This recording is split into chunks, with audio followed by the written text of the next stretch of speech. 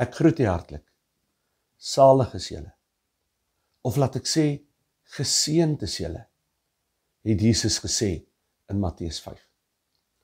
Mooi seënuitsprake oor mense se lewens, oor ons lewens vandag. Hierdie salige uitspreking, hierdie woord salig, is dan ook 'n betekenis van 'n diepe, innerlike geluk of vrede, 'n teenwoordigheid, iets wat van God afkom, wat geseënd is en die geseëndheid in jou lewe inbring, 'n toestand van kalmte, van vrede, en voel 'n mens of jou hart so bietjie, of jy rus in die salige wete in die teenwoordigheid van God, dat jy salig genoem word, die geseënde een van God.